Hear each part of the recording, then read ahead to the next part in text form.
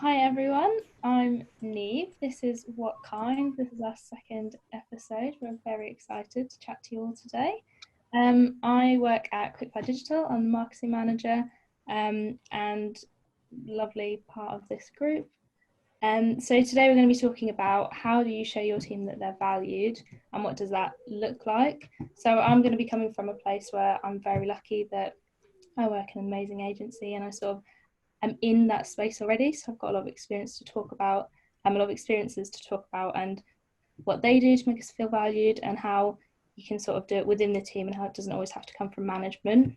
I'm gonna hand over to the girls and let them introduce themselves. So Lou, I think you're gonna go first. Hi, I can see we've got Cara in the chat. So, hi, Cara. I'm Lou. I am a culture and relationships coach, and I'm coming from a kind of starting with a big picture view, because we all know there's a lot of stuff going on at the moment, and so I'm particularly interested in the changing conversation where work-life boundaries are so much more blurred than previously.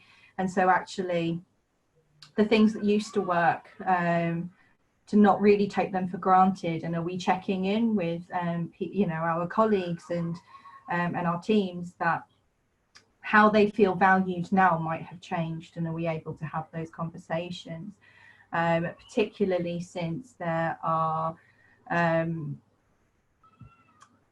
so many threats and risks to our personal lives, being back in the recession, and the state of the health and well-being of our loved ones amongst the pandemic. And so all of those really big grand gestures that we used to do for employees and for teams, that's kind of more higher level stuff. But if we're looking at, regardless of how you feel about Maslow, if we just take that example, if people are worried about their fundamental needs, are we just wasting time and money that we don't have right now, trying to supply things that isn't being able to support our staff on a really fundamental level? So for example, quite timely, HR Zone released an article today that explains that 1 in 5 people are worried about so the negative impact that financial stress has had on them over the pandemic. And as we've seen thousands of people potentially and have lost their jobs, it just causes a lot of that distress. So that's kind of where I'm coming from today. Yeah, and all of that is so relevant, isn't it, Lou, of what is happening. And for me, I suppose, hi, I'm Marie. Introduce myself. I'm a wellbeing expert and kind of a resilience coach, actually, and that's kind of what I talk about and help people with. And for me, it's that general picture of feeling valued. It's the value of feeling valued. When we feel valued, whether we work on a team or whether we're in a business, we are much more enthusiastic, we perform better, we have much more, I suppose, we're able to have more creative freedom if we have the support of our managers and our teams, and we generally perform better. And it's kind of like, how do we get ourselves to that point? How do we find out how to achieve that? And it kind of starts with 2 things, really. So as an employee, it's about how to be valued, and as number 2, as a leader, it's to be able to value you. So it has to be kind of a joint relationship, really, between the 2 of you, in the sense of, if you want to be trusted and you want to be involved in in situations and have an opinion, you almost have to show your worth and show your value to that leader. But actually, on the flip side of that, you should be trusted enough to be able to go out and do that already. So I think trust is a really big thing there between being valued, as a leader, to be able to say to somebody, yeah, go for it, I trust you, go and take a risk, go and do something different, think outside the box.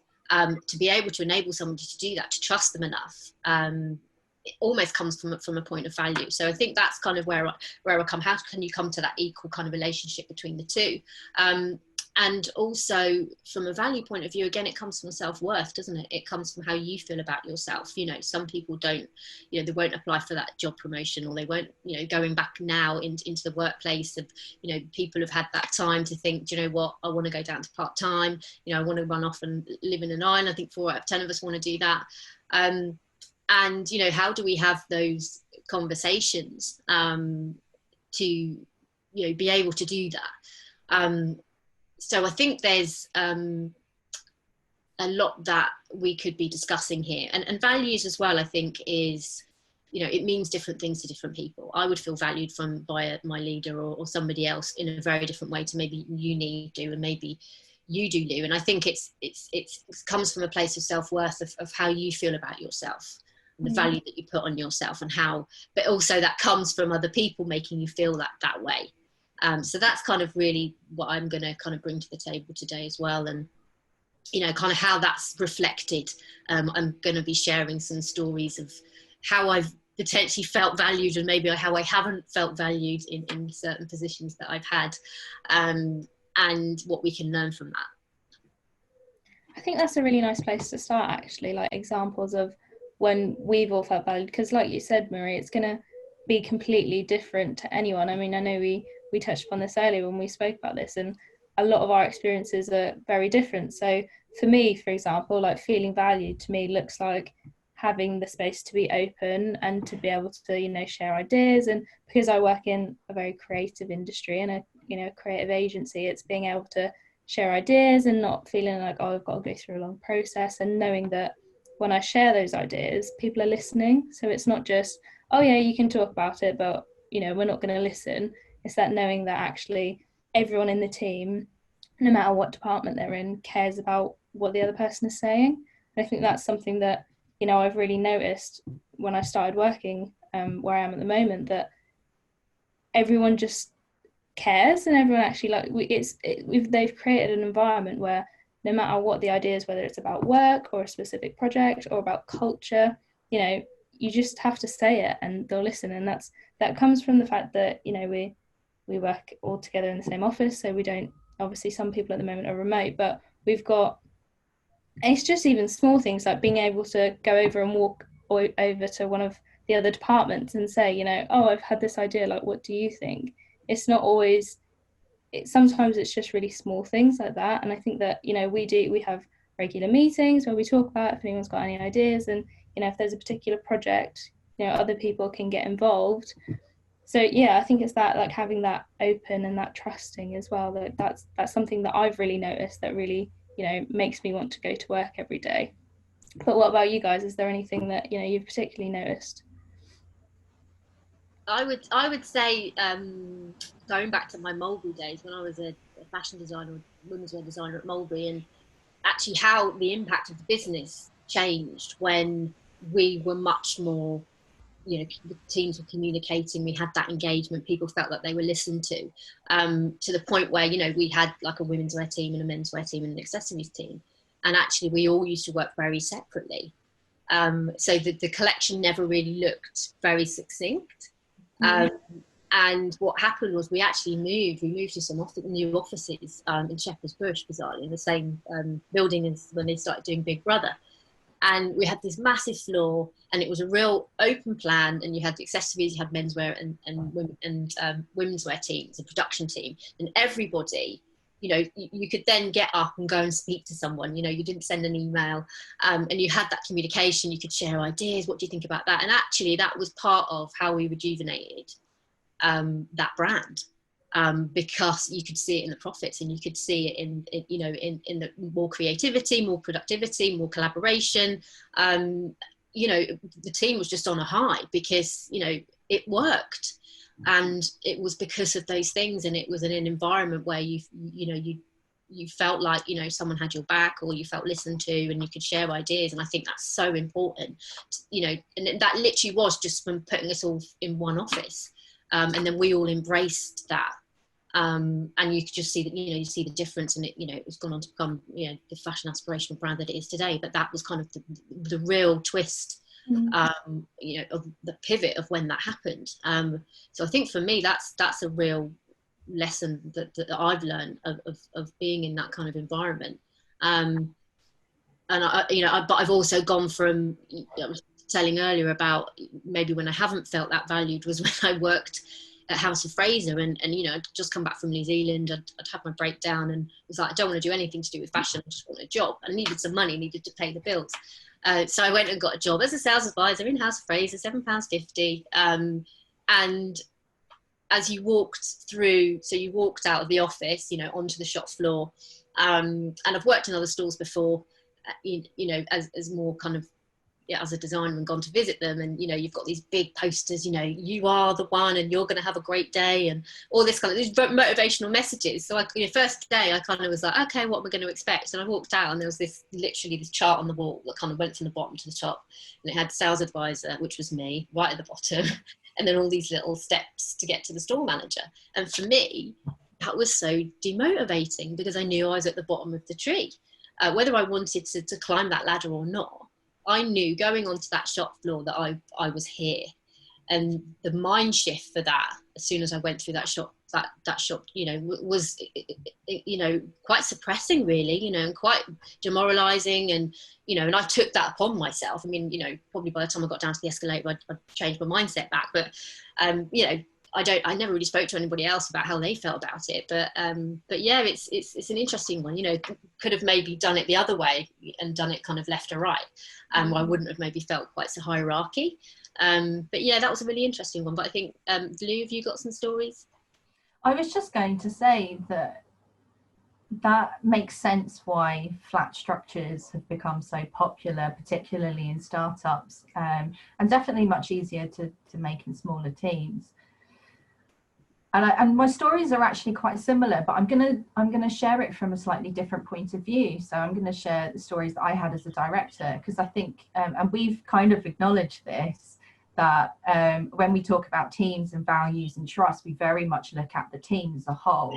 And for directors, it then becomes this, okay, these are things that I have to do. But actually, for me, when I was in my previous role as a director, I felt most valued from the feedback that I got from my team. And I know people have really complex relationships with the idea of feedback, but I loved it. One, because it showed that people cared about what I was doing, and they cared about me being successful. And that was fine because I was invested in their success. And so being able to have team members come up to me and go, right, Lou, you've been talking about this thing. I know I don't work in your departments, but I really want to get involved. Like, that's really awesome. You know, being able to share the things that I'm passionate about, and the direction that I wanted to take, and being able to get that feedback and buy-in from people. And I guess the way that worked was being able to go, great, what is it that you want to bring? What is it that you want to offer? How do we make that happen? Again, it's about that trust. It's about having that input and knowing that, you know, we're all there performing our role. And sometimes it kicked me in the butt. But it was that idea of, okay, I'm going to nurture the expertise. I'm going to nurture the people and that person, rather than, you know, so rather than the structure that you've been talking about, Marie, it is, you are this person who works within this role. This is your expertise. This is your day-to-day. This is your experience. It's really helpful for me to know, because that's not my experience. That's not what I interact with on a day-to-day basis, whether that's something that's quite practical, whether that's just different ideas. And it's one of the reasons why I talk so much about diversity in the workplace, because we only have our piece of the jigsaw puzzle. And it's only when you welcome other people to bring their parts of the jigsaw that things start to make more sense.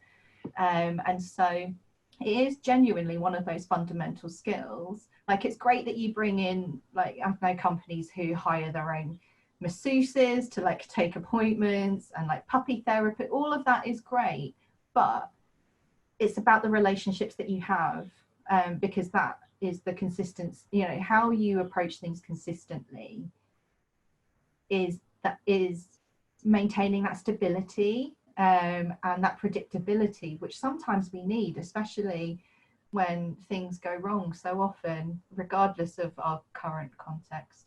So that wasn't much of a personal example, but yeah, I mean, it works for it works with directors and senior managers as well, being able to understand how you feel valued, because I think we forget that. And if we don't role model that with our teams, they don't learn. And I know role modeling is something that is incredible practice at what you guys do at Quickfire, Niamh. Yeah, I mean, we have a flat structure as well. So we've got 3 directors, and then we've got the team. So we've got different departments, obviously, and a lot of our work is project based. So we'll have a project team for different projects. So it'll be developers and project manager and all sorts. But we often, we find that because it's a flat structure and because we work in teams. We don't work, it's not this person's your boss and this person's your boss. It's just we all have a goal that we need to get to. This is how we do it, and this is where each person gets involved. It's not, you're doing this because I told you to and I'm above you. It's, well, we're all going to do this together, and this is your piece. This is what you need to do to help us get there. And I mean, I say it all the time, but I'm really lucky that obviously I work with Niamh, who everyone knows. And it's just being able to watch. I mean, I know that Lou, you've spoke about the work you've done with Niamh before, but he's very much, he'll be honest with us. He'll talk to us. He'll tell me what's going on. I mean, I think people think that directors and people in power either have to tell you absolutely nothing or tell you absolutely everything, and there's no sort of in between. I know this is something that we've spoken about before, but it's saying, this is when we're going to catch up, this is what we're going to talk about, this is what's going on, you can come to me, I can come to you, and it's that real, it becomes a bit of a friendship as well. I mean, it's how natural relationships form, isn't it? I mean, it's just having that trust, and if you can do this and you can do your job without needing direct management, then we're going to trust you more, and that's how you sort of move on. But we haven't got this, like you were saying, Marie, like this is how you get here, you follow these steps, and you go up this hierarchical chart. So that's really one of the amazing things we do at Quickfire.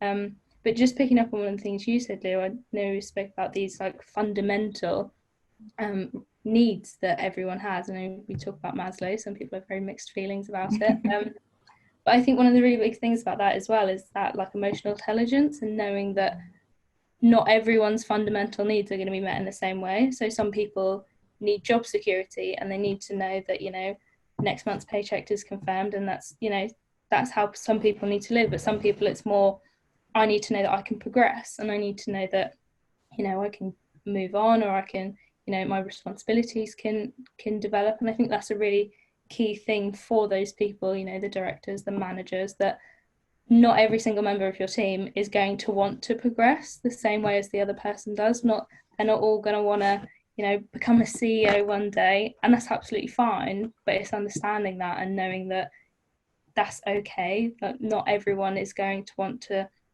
develop in the same way. And I think that's something that I find really interesting, and working with such an honest and in such an open environment, is that everyone's got different goals, no matter that we're all in the same industry, but everyone's wanting to go in different directions, and I've got things we want to focus on, stuff like this. Like my main role is marketing, but I love doing things like this, talking about supporting our staff and talking about mental health in the workplace. So I find that really interesting as well. But yeah, I think that's one of the key things, is that knowing that although you have to support every single member of staff, that's always going to look different, and it's going to look different for managers as well. So we've got 3 directors, so they can work pretty closely together, but how can we support them as well?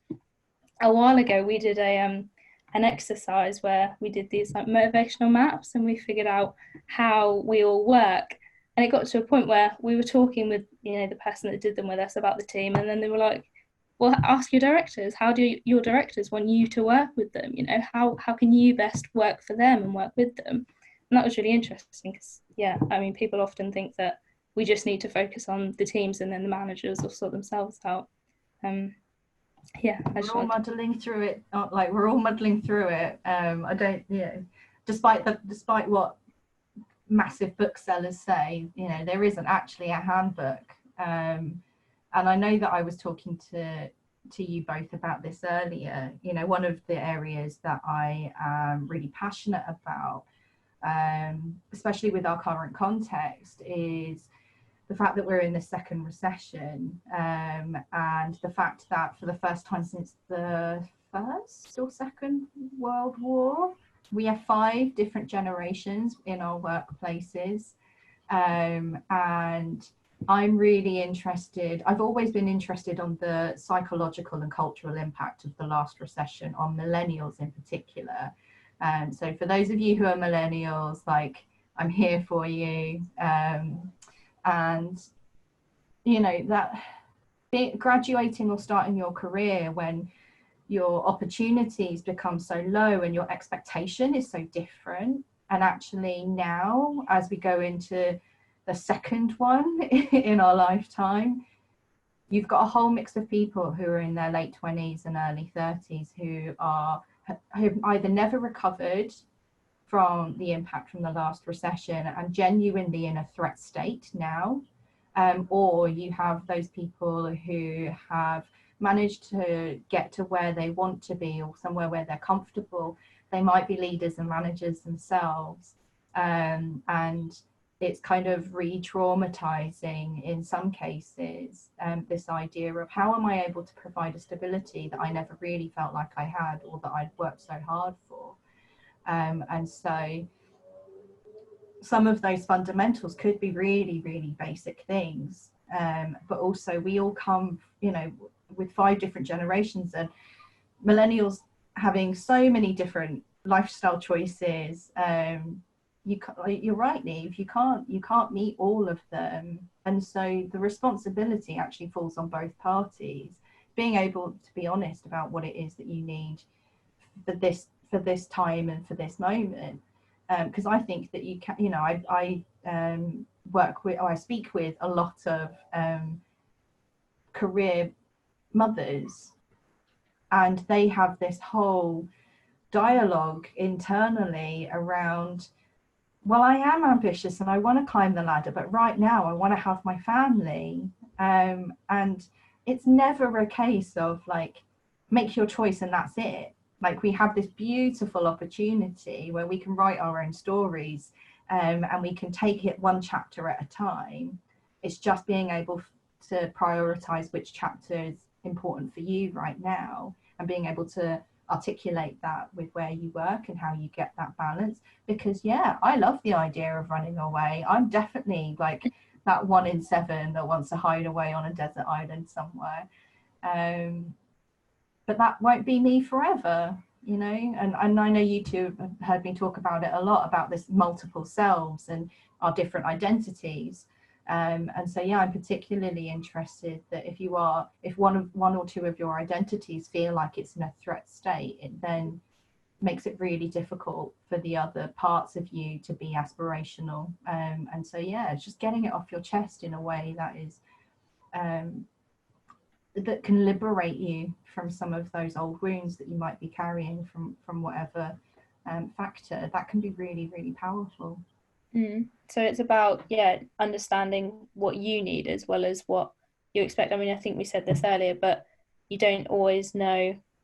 Sometimes, I think, Marie, you touched upon this, you know what you don't want, but you don't know what you do want. So it's finding that balance. And I think, Marie, you'll be able to shed some better light on this, but it's almost, you need to know what works for you and what your value looks like to yourself. Because, I mean, we've all spoken about, our own experiences, and they've all been slightly different, but it's that figuring out why will I show up to work tomorrow? What motivates me, what makes me want to go there? And I guess if you're meeting those fundamentals, like you spoke about, Lou, then that's when the massages and the puppy therapy and stuff starts to come in, and you start to get those higher needs. But it's about knowing in yourself what you want to look for.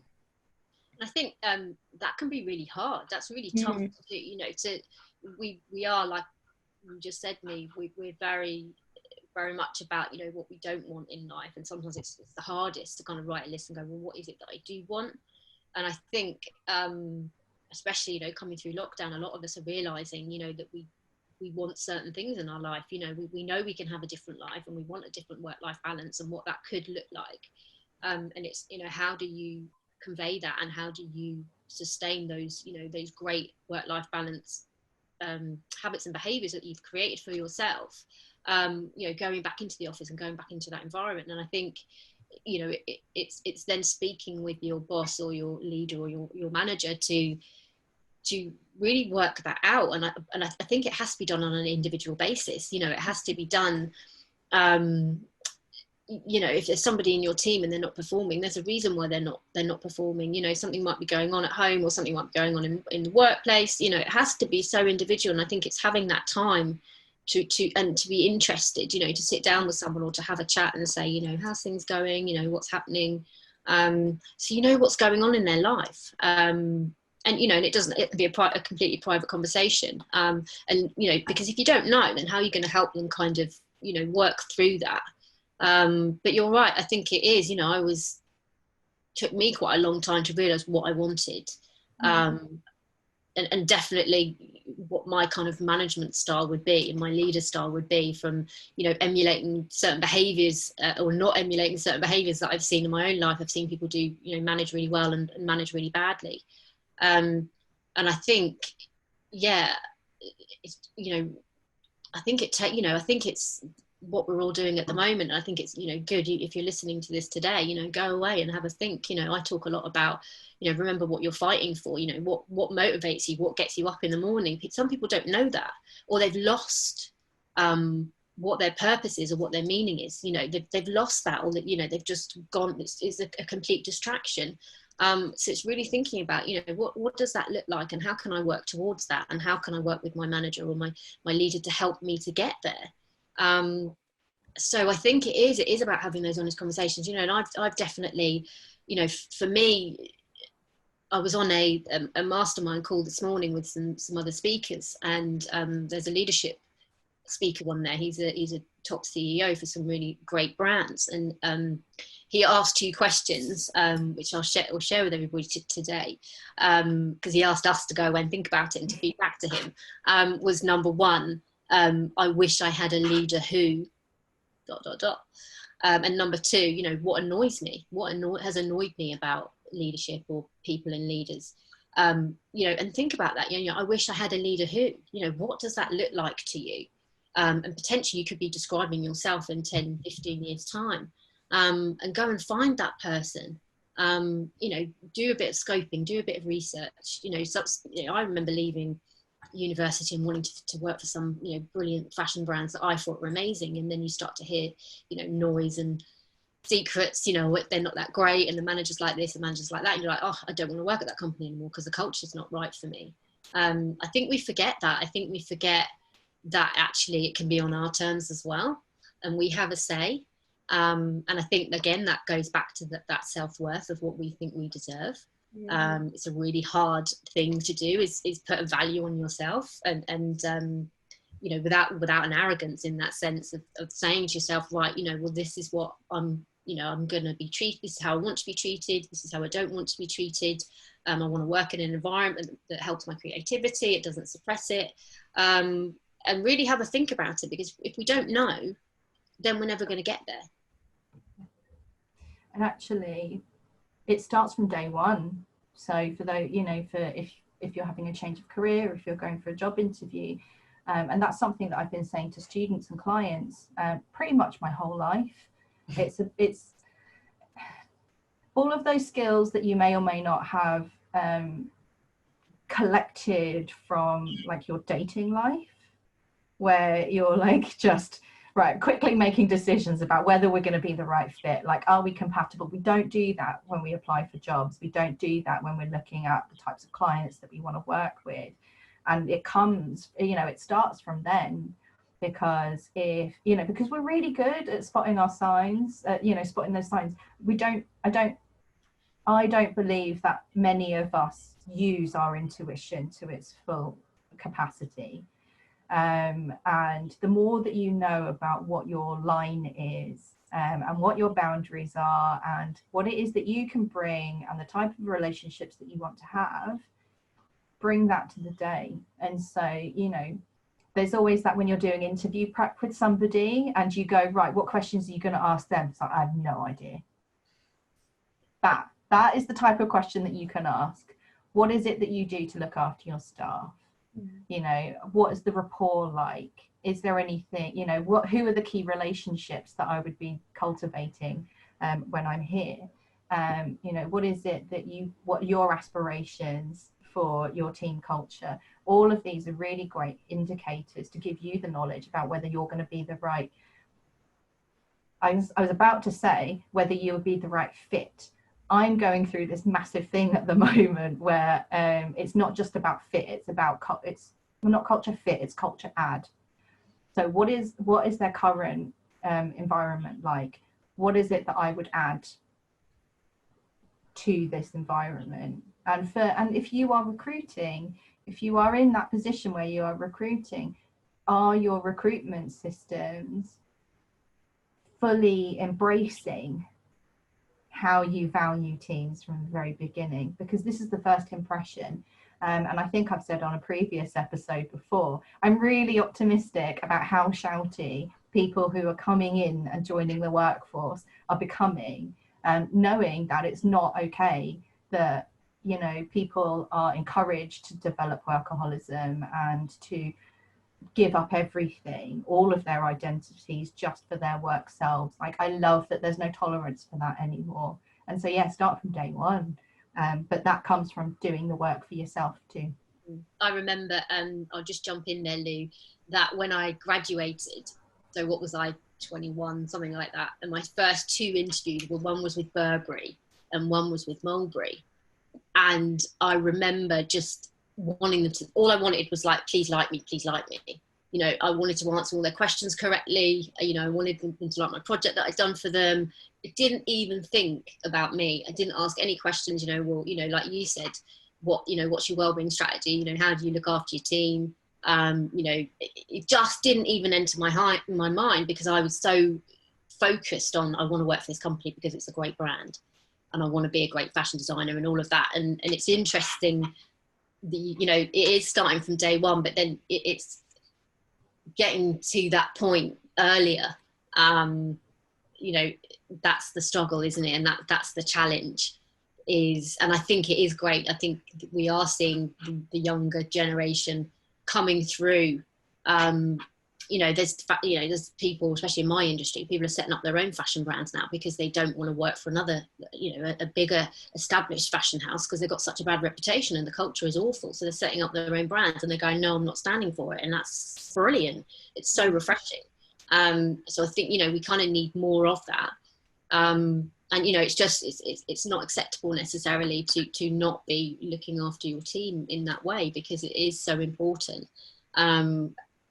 And you know, it's almost like setting precedent, isn't it? Like, if we go back to those sort of 2 questions, what kind of leader would you like?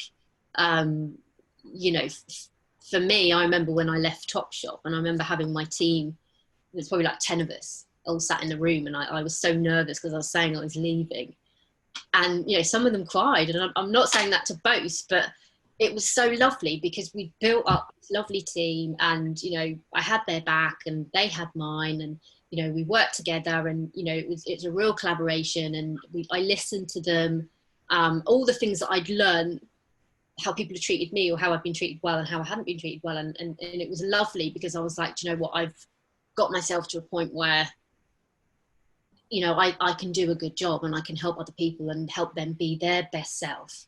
But that comes from practice. I think sometimes that comes from learnings, and getting to that point. But that's a lovely place to be. And that would, you know, that's what I take with my, you know, run the same kind of principles in my business now. And I think you know, maybe if, as a younger person to think, you know, consider yourself as a leader. You're potentially a leader going into that business, even if you're starting at the bottom.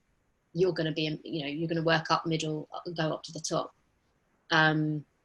So yeah, it's interesting stuff.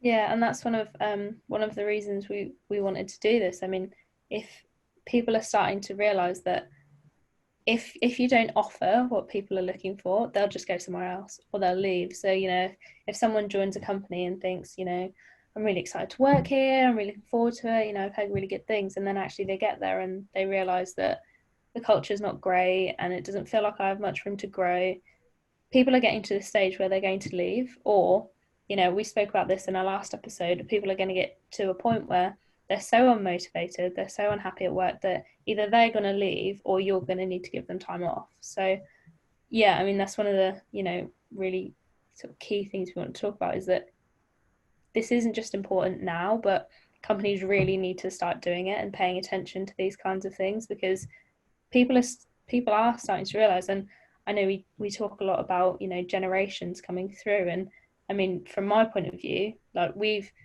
I'd like to think that we are getting to a stage now. I'm quite early on in my career, but we're getting to a point where we know that how we should be treated, and we know that, you know, we deserve to be able to have a voice and speak up. But it's only because we've been able to watch, you know, the generations above us go through that and then come out of it. And I mean, like you two both sharing your story, you know, we've heard that and we've gone, well, we don't want to go through that. We want to get to where they're at now without having to go through that. So it's really nice being able to sort of learn from each other. Lou, I've just noticed Charlotte's lovely comment come through. Yeah, I haven't seen it. to read it out. Lou has always will be my favourite ever boss, and I miss working for her and alongside her. Oh, I miss you too. Oh, and it's weird because Cara and I used to work together too.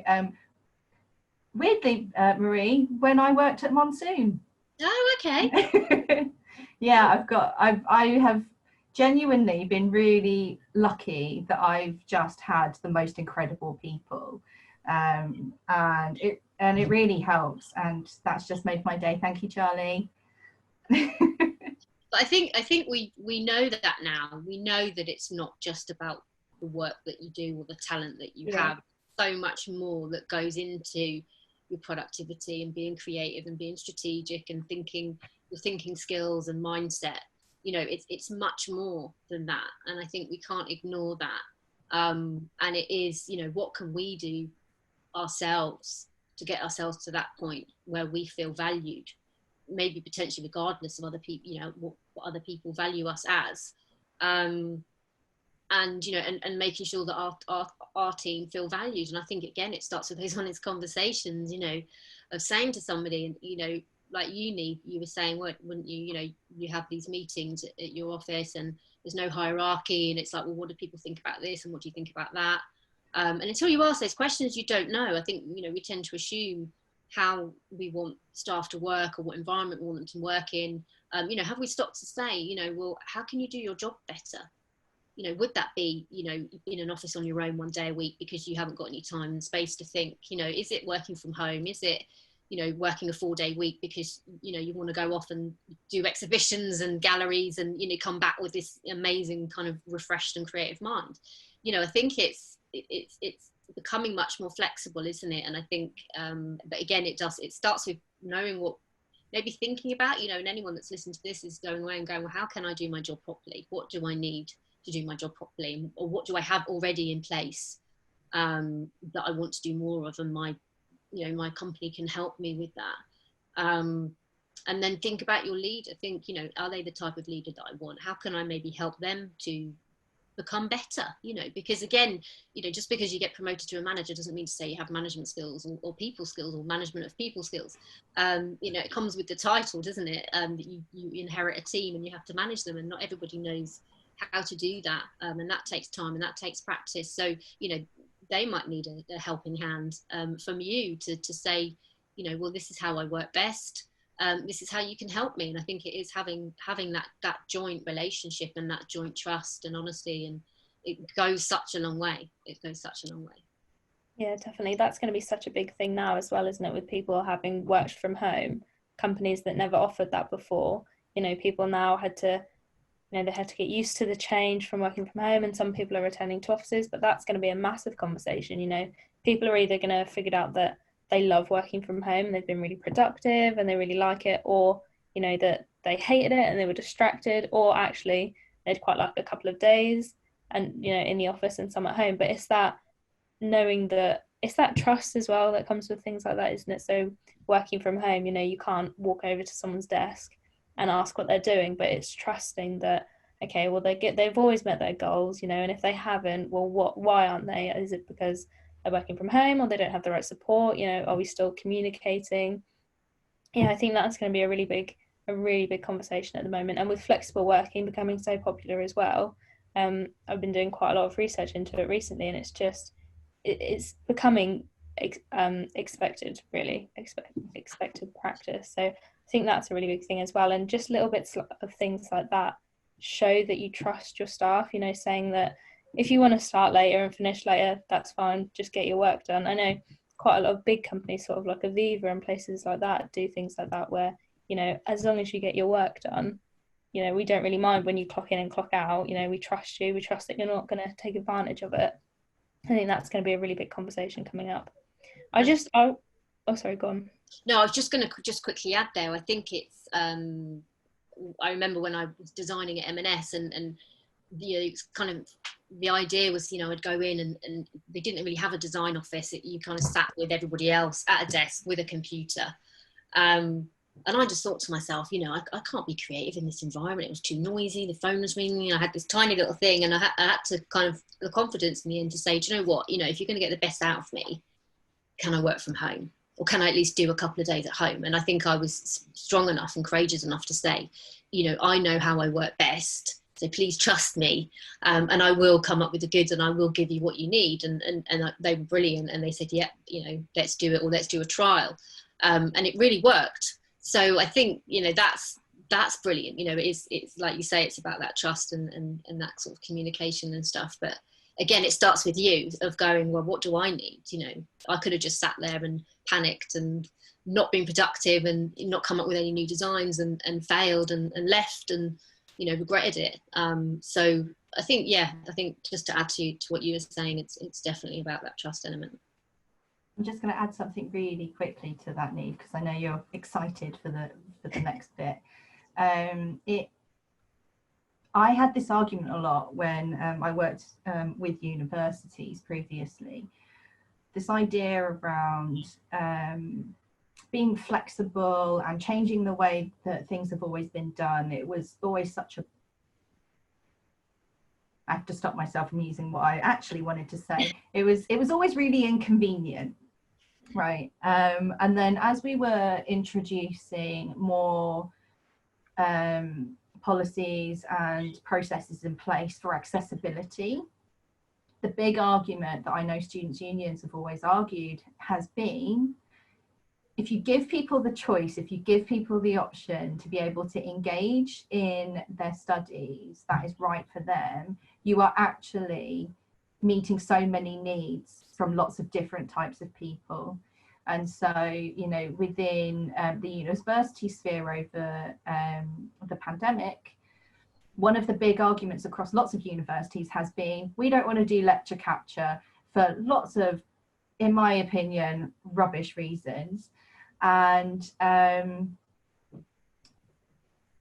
they've had to do it.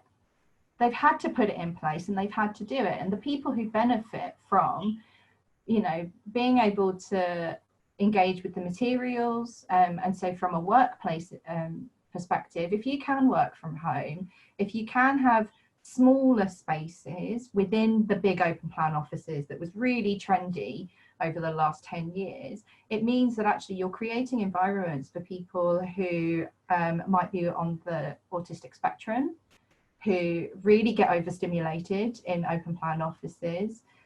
You're giving people, you know, parenting or caring responsibilities, that flexibility to work at times that suits them. You know, people whose English isn't their first language, so especially if you're having international teams, being able to have tools and tech that can help so many other people, not just that particular group. So yeah, that's my rant.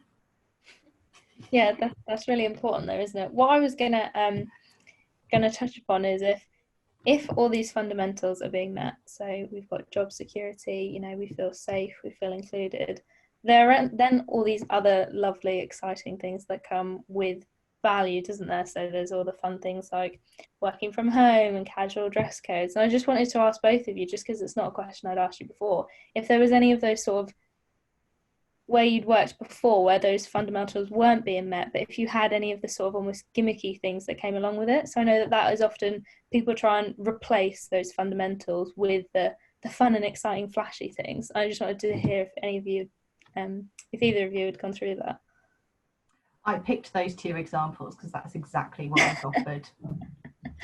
And it was a big enough institution that it didn't really matter how much work and my leadership style had an impact on my teams, because it wasn't so big that people didn't see what was happening, and that maybe the way that things were communicated or policies and processes weren't followed consistently across the management team, and so it caused a real rift.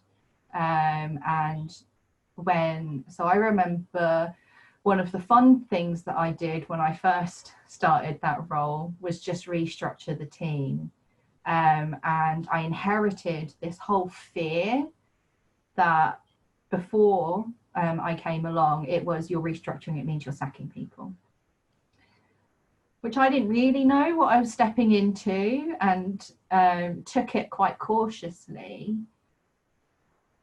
And so as I was there, we'd started to develop more around staff well-being and consistency. But if it's not being practiced across the whole, it doesn't matter. And so as much as I love puppies and massages, and it was great that they were there, I would have much rather have concentrated on getting our fundamentals and treating our people like people. And so yeah, it for that instant hit, people see through it. And so there's loads of great schemes out there, like I think we trialed one of those like staff perk programs where people get discounts and stuff, and it's just like, great, but I'm here all the time. Like, when am I actually gonna go shopping, because I'm here all the time. And you just oh great, I've got a massage, but then I show up and you've just put 4 more projects on my desk whilst I was having a massage. So that stuff doesn't work, and people will see through it. So for me, it's always getting your fundamentals right first. Yeah, I would agree. I think I've never been in a company that actually has offered yoga, or actually House of Fraser, they did have like a bowl of fruit, so you could have an apple but you made a donation.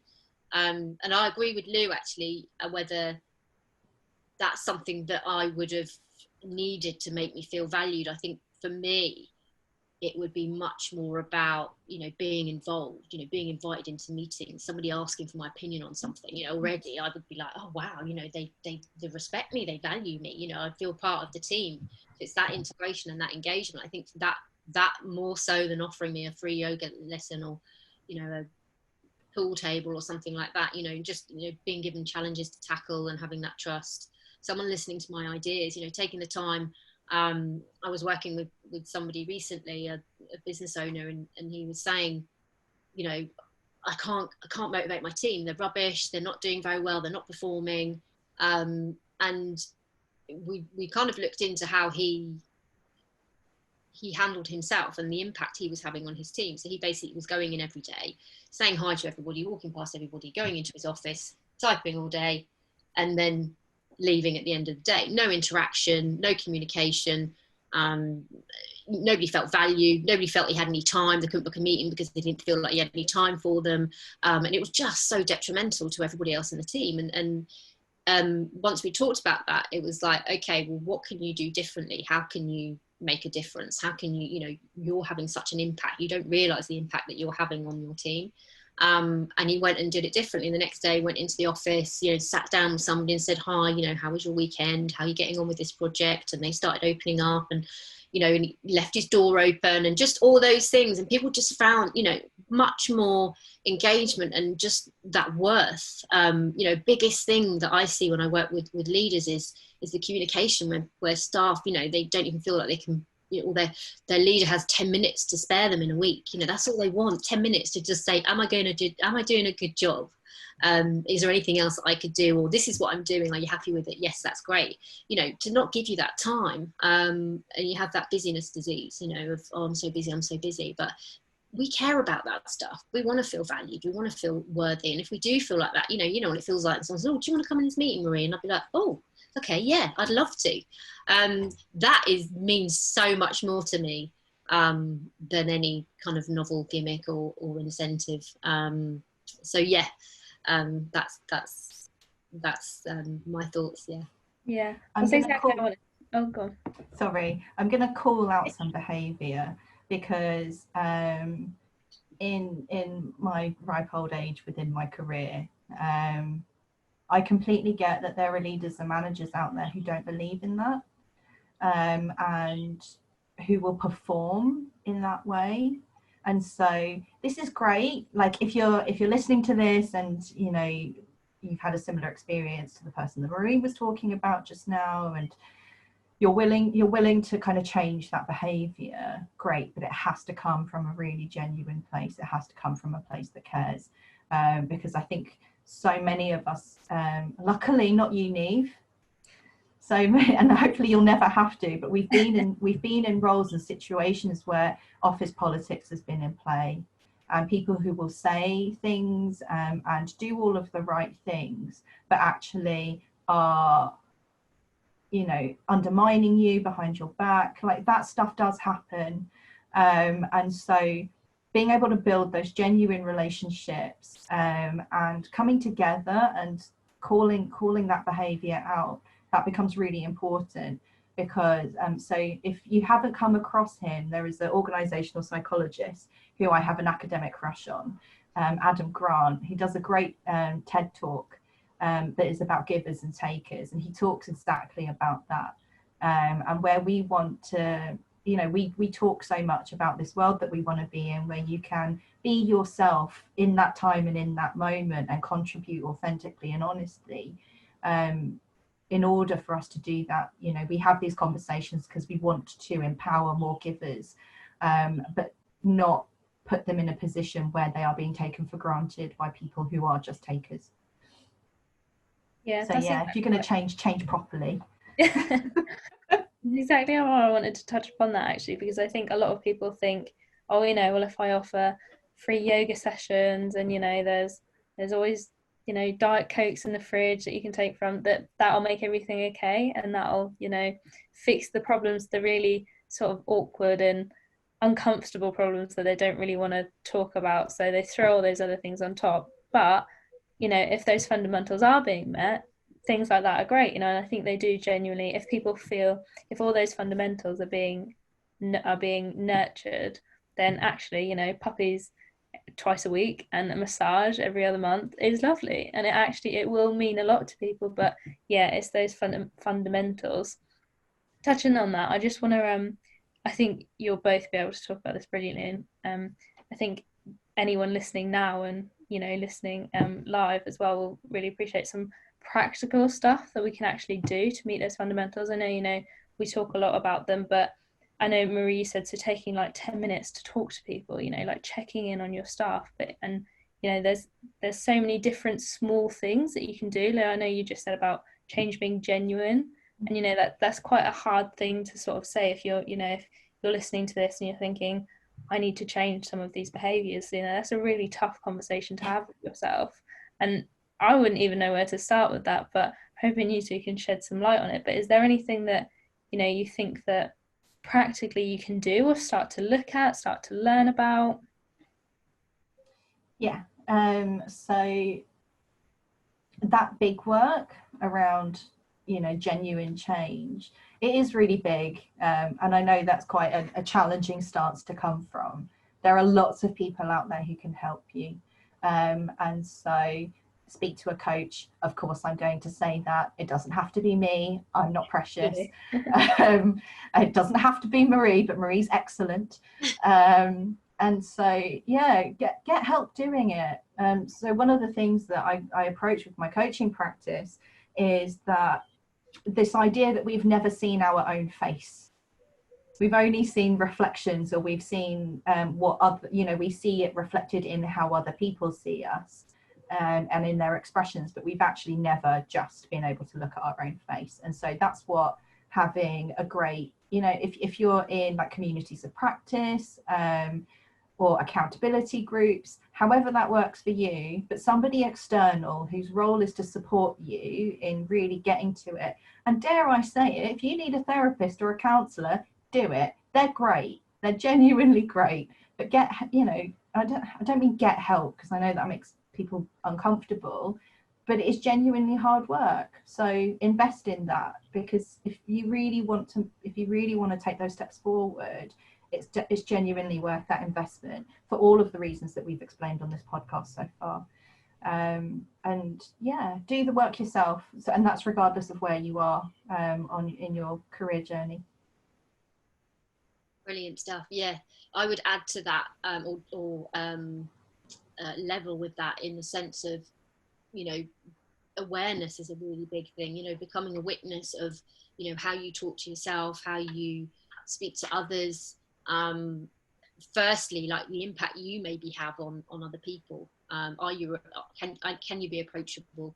Is your manager might be scared to talk to you because you are a closed book and you're not very open. How could you look at doing that differently? So I think for you, it's really thinking about what you can do to help yourself, and trying to find that self-worth and self-value that you don't need to get from somebody else. You don't need somebody to say you've done a good job or thank you. It's a very lovely place to be when you don't need somebody to say that. Obviously it's lovely when you do say that. I had some bosses I've had at the end of the day, and I do it as well, is to say, thank you so much for today. It takes a second to say that.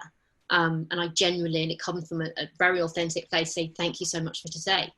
Sometimes that's all somebody needs to feel valued. If your boss isn't doing that to you, how do you leave the office feeling comfortable and confident and not insecure that you're not doing a good job? And I think it's then talking to yourself and saying, right, was I my best person today? Was I being my best? What is it that I need to do? Did I go in with a hangover? Did I go in because I had an argument with somebody? Did I take that to the office? Did I take it out on somebody else? I think sometimes we don't have that awareness of how we are, and that kind of maybe sometimes negativity that we can bring. So I think that has to start with the kind of awareness. And the other one I was saying is practice. Practice having those conversations, role play with yourself, write out a script. It's such a big deal when you want to, I get still nervous today when I phone up a client, or asking to work with them, or they want to work with me.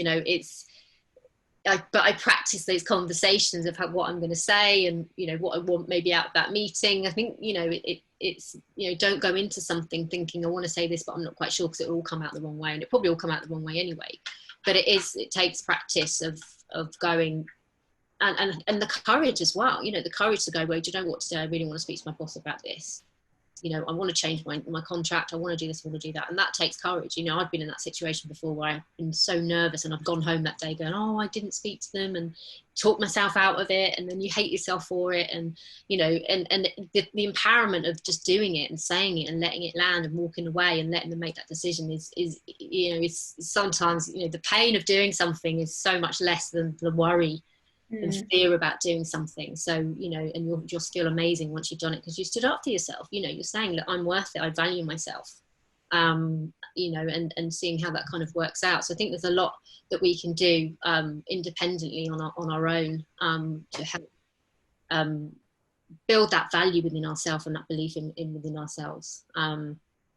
So yeah, I think that's brilliant. I've just noticed that one of our attendees, I'll keep it anonymous just because we're speaking about work, has said, Marie, about your point that so they're having meetings at the moment. You should be able to see the comment where the head of the department asks what everyone's doing but doesn't share what he's doing himself. So it then creates anxiety because they don't know what they're going to say. This isn't something that they usually do.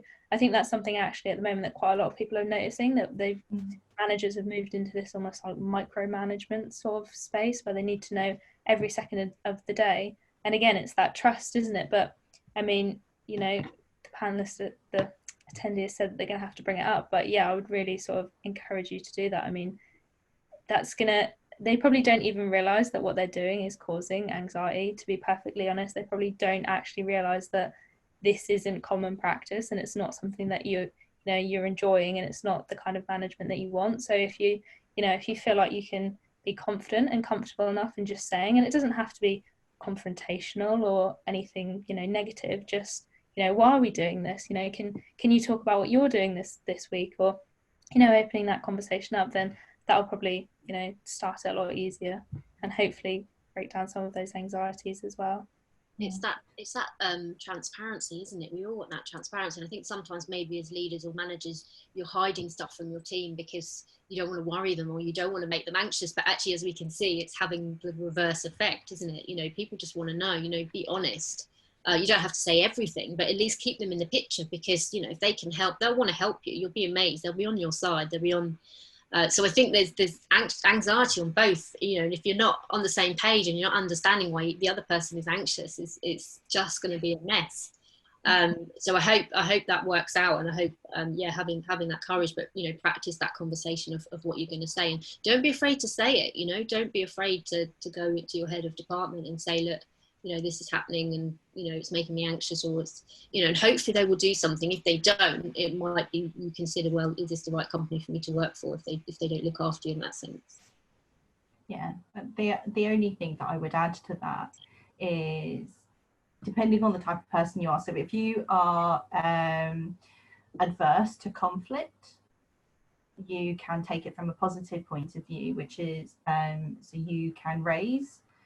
you can make aware that you have high aspirations for them, and so you can say, oh, I find that these opportunities for people to talk about what they're doing really helpful. I would love to hear about what you're doing. It would be really inspirational for the rest of us, for you to be involved in that, and kind of take it from that approach. But it depends on the circumstances. But if you want to drop us an email, we can go into it in more detail. Yeah,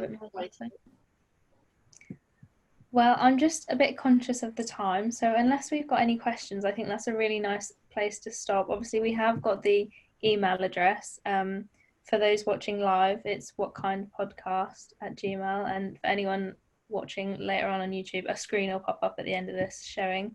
It's an email address that all three of us use, so if there's anything, if you want to talk about anything in this podcast that you want to go over in a bit more detail, or we can signpost you to some places, or if there's anything you want us to talk about in any of the upcoming episodes, then we're more than happy to listen, and we'd love to hear from you. So yeah, unless we've got any questions, so the good luck. Yeah, good luck, the attendee that has said that. I'm sure that you'll do the right thing. But yeah, thank you everyone. Keep us up to date. Let us know how it goes. Yeah, drop us an email. Let us know what happened. We're invested now. Yeah. I want to say thank you to the people who have been so lovely and warm in the chat. So thank you. Yes, thanks everyone. And we'll see you on our next episode. See you next episode. Thanks. Bye. Bye.